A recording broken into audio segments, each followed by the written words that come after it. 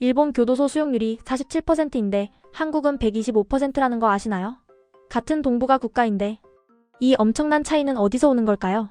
오늘은 일본 교도소에 숨겨진 진실과 그들만의 특별한 시스템을 파헤쳐 보겠습니다.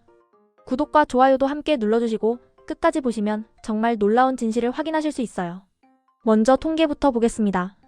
2024년 기준으로 한국 교도소 수용률이 125.3%예요. 이게 어느 정도냐면 OECD 국가 중에서 5위거든요. 1위가 이스라엘 136.2%니까 거의 최상위권이에요. 반면 일본은 47.3%로 OECD 회원국 중 가장 낮아요.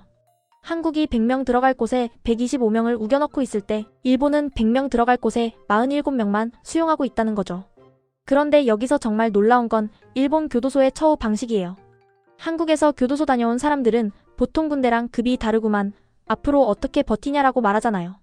근데 일본에서 교도소 다녀온 사람들은 완전 달라요. 차라리 날 죽여라고 할 정도예요. 왜 이럴까요? 첫 번째는 식사량이에요. 초등학생이 먹는 수준보다 적게 제공해요. 그것도 석식을 오후 4시에 줘서 다음날 아침 8시까지 16시간 동안 공복 상태를 유지하게 만들어요. 영치금으로 사식을 사려고 해도 월 2만원 정도로 제한되어 있고 사소한 규율 위반만 해도 밥 양까지 줄여버린다고 해요. 두 번째는 극도로 엄격한 통제예요. 걸음걸이, 앉는 자세, 심지어 눈빛까지 모두 엄격하게 통제해서 하루 종일 각을 잡고 살게 만들어요.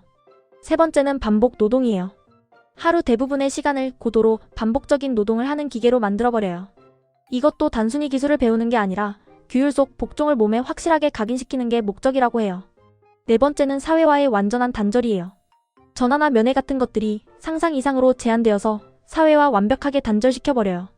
실제로 야후, 지식인에 올라온 질문을 보면 교도소가 엄격한가요? 라는 질문에 엄격합니다. 충치가 생겨도 먼저 치료해주지 않습니다. 그냥 참는 수밖에 없습니다. 라는 답변이 올라와 있어요. 또 다른 댓글에서는 일본의 교도소는 극도로 엄격하다. 입소하면 여러 교도관 앞에서 수많은 질문이 쏟아진다라고 증언하고 있어요. 그런데 이런 엄격한 처우가 정말 효과가 있는 걸까요? 통계를 보면 놀라운 결과가 나와요. 일본의 전체 범죄 발생 건수가 계속 줄어들고 있거든요. 교도소 수용자 수도 계속 감소하고 있어요. 그래서 일본에서는 교도소가 기피시설이 아니라 오히려 유치 경쟁을 벌일 정도예요. 일자리가 생긴다고 해서 지역에서 교도소를 유치하려고 한다는 거죠. 하지만 여기에는 어두운 이면이 있어요. 첫 번째는 재범률 문제예요. 일본 교도소 수용자 중 55%가 재범자라는 통계가 있어요. 엄격한 처우에도 불구하고 재범률이 여전히 높다는 뜻이죠. 두 번째는 노인 범죄 문제예요. 일본에서는 차라리 교도소에 들어가 살고 싶다는 마음에 범죄를 저지르는 노인들이 늘고 있다고 해요. 규칙적인 식사와 의료, 돌봄 서비스를 받을 수 있어서 교도소가 요양원보다 낫다고 생각하는 거죠. 세 번째는 사회복귀의 어려움이에요. 야후 뉴스에 올라온 기사를 보면 준비 없이 시설에서 나오면 재범할 수도 있다고 전문가들이 경고하고 있어요. 너무 엄격한 통제로 인해 사회 적응력이 떨어진다는 거죠. 실제로 일본에서는 출소자 지원 시설들이 예산 부족으로 운영 위기에 직면하고 있어요. 2024년도 출소자 지원 예산이 전년 대비 8,900만엔 줄어들었거든요. 이로 인해 출소자들을 받아주는 시설들이 1, 2개월밖에 지원할 수 없다고 호소하고 있는 상황이에요. 반면 한국은 어떨까요? 한국 교도소 수용률이 125%라는 건 정원 5만 명에 6만 2천 명을 수용하고 있다는 뜻이에요. 6인실에 8명을 수용하는 경우도 있고 1인당 거주 공간이 2제곱미터밖에 안 되는 상황도 있어요. 하지만 처우 면에서는 일본보다 상당히 관대해요. 도서 반입도 가능하고 전자사전 사용도 허용되고 있어요. 면회나 전화도 일본보다는 자유로운 편이고요. 그럼 어느 쪽이 더 효과적일까요? 일본 방식의 장점은 확실한 억제 효과예요. 교도소 처우가 너무 엄격해서 다시는 들어가고 싶지 않다는 생각을 하게 만드는 거죠. 실제로 일본의 전체 범죄율이 지속적으로 감소하고 있는 것도 이런 효과 때문으로 보여요. 하지만 단점도 명확해요.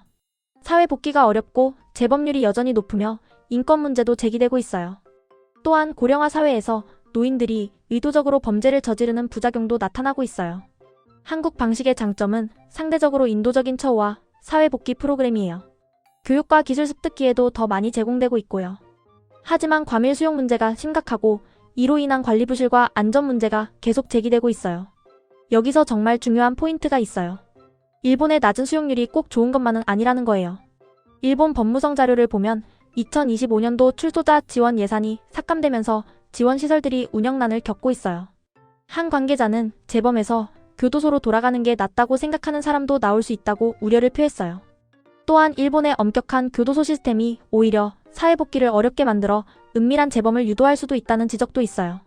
결국 중요한 건 단순히 수용률이나 처우의 엄격함이 아니라 진정한 사회복귀와 재범 방지를 위한 균형 잡힌 접근법인 것 같아요.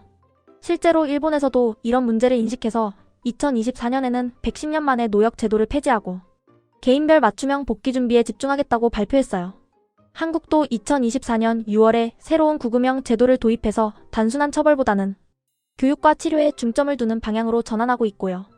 여러분은 어떻게 생각하시나요? 일본처럼 엄격한 처우가 좋을까요? 아니면 한국처럼 상대적으로 관대한 처우가 좋을까요? 댓글로 여러분의 의견을 들려주세요. 그리고 이 영상이 도움이 되셨다면 구독과 좋아요도 함께 눌러주세요. 다음 영상에서는 일본의 또 다른 숨겨진 이야기로 찾아뵙겠습니다. 오늘도 시청해주셔서 감사합니다.